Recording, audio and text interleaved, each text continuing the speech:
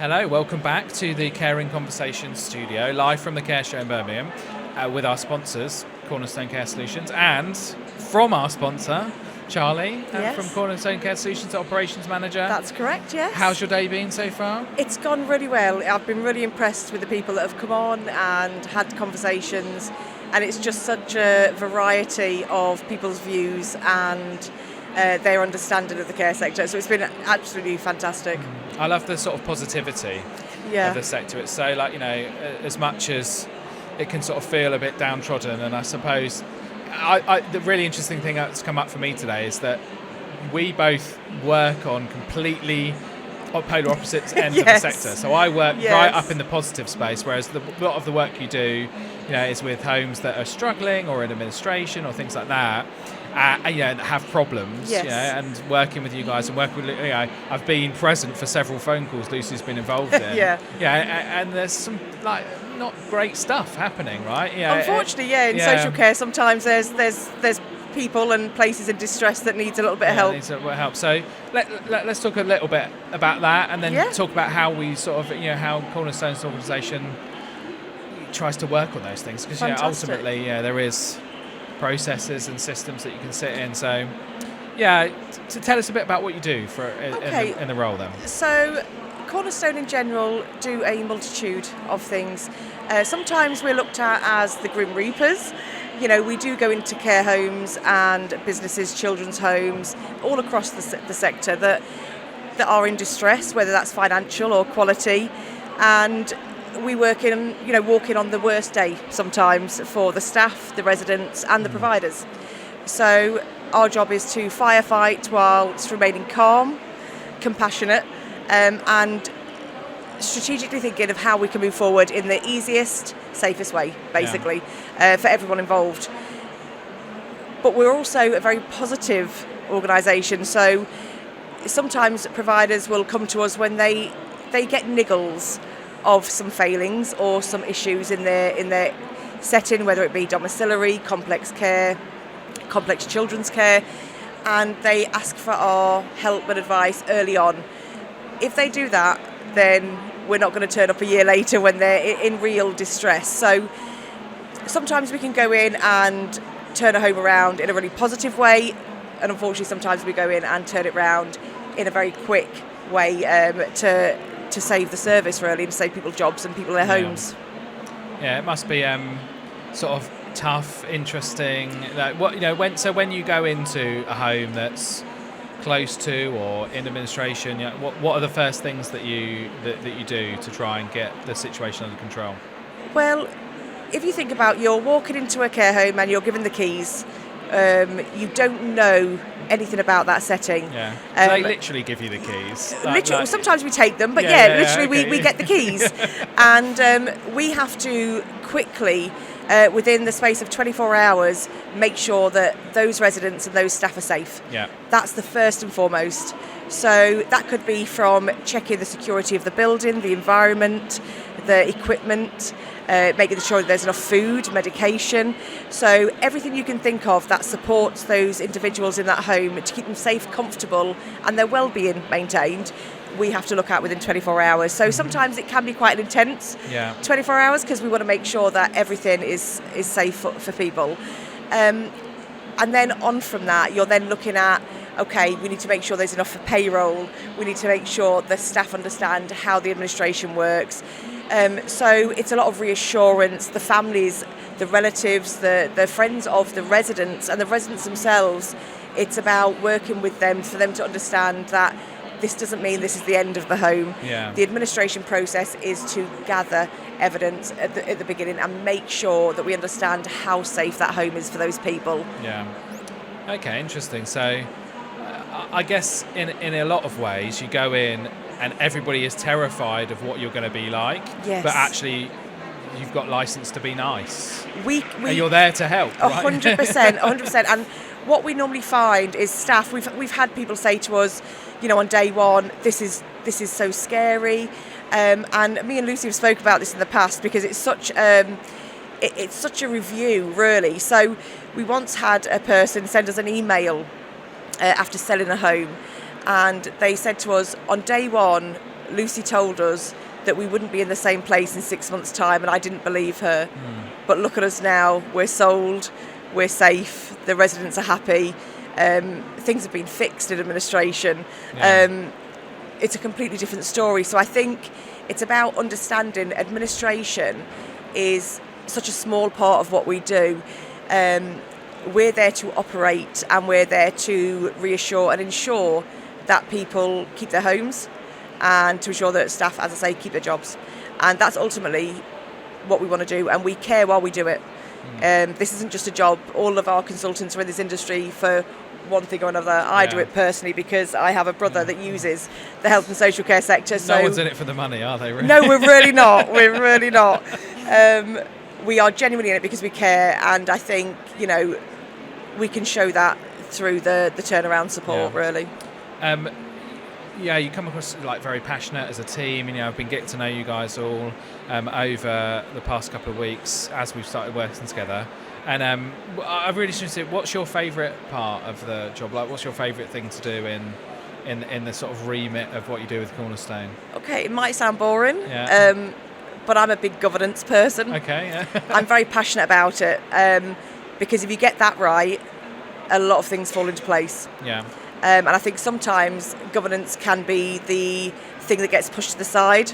Sometimes people are too worried about, rotas, or too worried about what staff they're working with or they're dealing with, little things like, are we going to shop at Tesco or Asda? And I think sometimes your supervisions are pushed to the side, your staff management are pushed to the side. They're always things that don't feel like a big deal at the time. Yeah.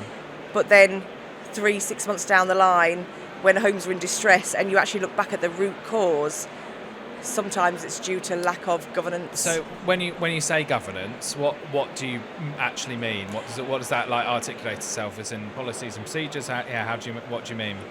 So governance in general, when I talk about lack of governance, is lack of oversight.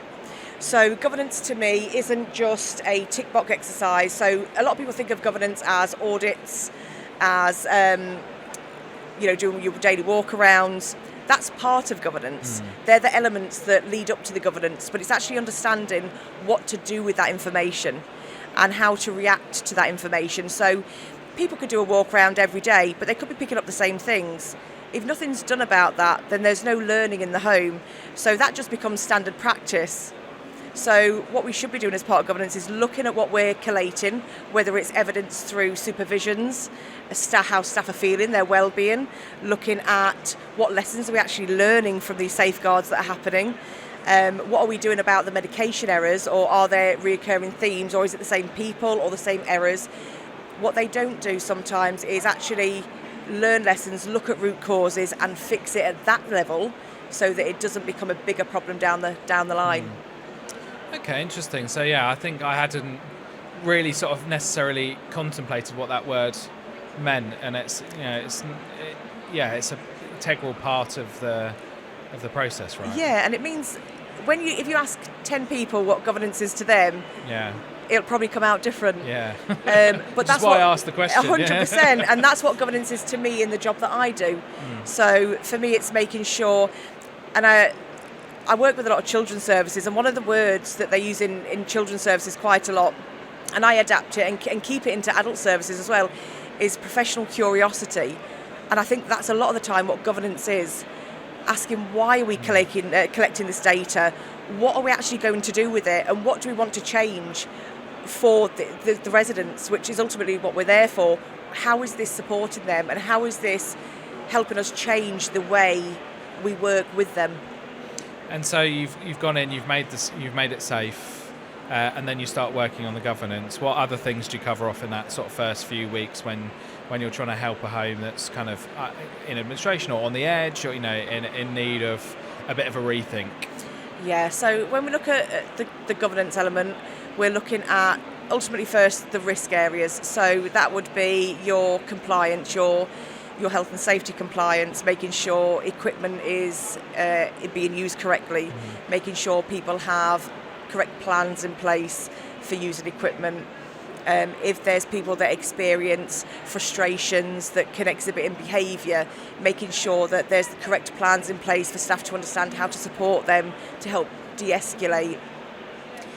Looking at staff wellbeing, looking at where the issues are within the staff teams. Is there a staff member that you can see is really passionate about something? Look at, how can they champion that within their team, because people listen to peers a lot easier sometimes than they do to 5 random people walking in their home 2 weeks earlier. Yeah. So it's about looking at every element of the home and looking at taking baby steps. We're not going to go into a home and change a whole governance system. We're going to see what isn't working, because there might be 20 things that is working and only 2 that isn't, but those 2 need to be managed quite quickly to make sure that everyone's understanding of their role in that. And I suppose going on for that is then about uncovering the additional opportunities. I think me and Lucy were having a conversation earlier about, you go into a home and the occupancy's low, but actually there's some lost opportunities because you have a really good nurse that's got a specialism in X and the IBC don't know about it. And actually if you go to them and say, look, we could allocate 4 beds to this type of care, and you can really open up some new opportunities, and there's often quite a lot like that. 100%. There's been times where we've supported organisations to create a specialist unit for an all-male unit, where you can go to the council and say to them, okay, there's been a breakdown of communication between the provider and yourself. What is it you're looking for from this provider? What need do you have as a council? And they could come back to you and say, well, actually, there's this gap in the market in this area at the moment, and we can say, well, actually, we can meet that need. We've got the registration, we've got the staff, we just need to adapt maybe the environment slightly, or, we can do a lot of work with councils. And in fact, I've found over the last 12 months, councils are a lot more open to having those conversations because they're in a position exactly the same as other social care providers. We're trying to meet the needs in that county. Yeah. That's what we're trying to do. Okay, that's interesting. So I think, often the local authority can kind of be framed as a bit of an enemy of a care home, can't it? And actually, if in the right circumstances, they should be your best friends. 100%, yeah, they should be. And, unfortunately, there are going to be times when local authorities do disagree with providers and vice versa. But I think as long as there's that open and transparent relationship from the beginning, especially there's a lot of new providers coming into the industry, have that open and transparent communication with the local authority and listen to them and challenge them professionally when you need to, but actually listen to what their needs are. And ultimately, there's a contract in place with councils, so stick to that contract, and try and offer the council something that is unique to you. Yeah.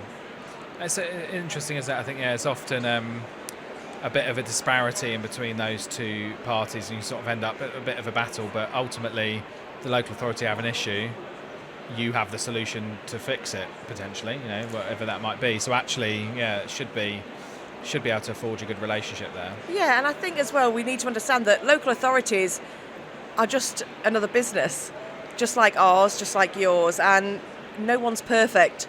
So, it's understanding the local authority can make mistakes too. Yeah. So rather than jumping on those mistakes and trying to make it a power struggle, just say, okay, we understand you've made a mistake, let's fix it together. I think looking at the different services that you provide, that strategic planning piece, and looking at the occupancy and sort of saying actually, even for a home that's actually going well, and saying, well, your occupancy is still 75%, so what opportunities are there within the structure of your team? And that's a service Cornerstone Definitely. Offer, isn't it? Yeah. What we found, especially with the national insurance going up and things like that, a lot of organisations are wanting to review their staffing, and a lot of the time it's not at floor level. A lot of the time it's within their strategic teams themselves from the MD down. Yeah. They're wanting to look at, how can we make this team work for this business? Are we actually employing the right roles to meet what we need for these residents? And sometimes they are, and it's fantastic, but sometimes, something happens in a care home and they think, oh, we'll get this role and that'll fix that. And then something else happens 6 months down the line, oh, we'll get that role to fix that. Yeah. And then they haven't actually reviewed from the previous 6 months, is it actually working, what we've done? So sometimes they do just create roles to fix a problem without actually looking at what the problem was in the first place. Yeah. I think remembering that care businesses are businesses, and they need to be cash positive, and they need to make sure they're making a profit, because if you don't make a profit, you can't invest and you can't fix things when they're broken. No. You know. So it's really important on that side of things as well, 100%, isn't it? yeah. You need to understand that, you would never compromise quality, so you have to compromise on how you deliver that quality. And there are, and this is when I talk about governance, there's so many different governance products out there. They don't all have to be expensive. Some of the best quality governance we've seen is such a simple spreadsheet. It should be part of your everyday practice. You don't have to spend a fortune. Yeah, you don't have to overcomplicate it. You really don't. If the spreadsheet works, it might not work. You should look at it, but it might, review it and continuously. We always say check the checker. You might have a quality team in place, but when was the last time their roles and their products were reviewed? Yeah. Are the audits still working? Are their visits still working? How do they interlink with the operations of the service? So, everybody loosely reviews what I do. It's part of a good governance and management process. Everybody needs to be competent. We need our competency checked on a regular basis, because we're human. Yeah. So I've got a final question for you. Okay. If you're a biscuit, what type of biscuit would you be? Okay. Well, I'm just going to say it like it is. I think I'm a bit more like is it like a Garibaldi? Yeah. Oh, I love a Garibaldi. I think, can appear quite flaky on the outside sometimes, but internally I'm quite fruity and sweet. Okay, lovely. Right, I've had a nice idea. I haven't consulted anyone about this. Okay, I'm nervous so now. I'm gonna look out to the rest of the Cornerstone team in the audience and invite them to just come and sort of kneel down in these two little gaps here and give us a wave to see out the show. Maybe, we up for that? Maybe just Ben. Just Ben coming through. So kneel down here, Ben, and we're gonna yeah.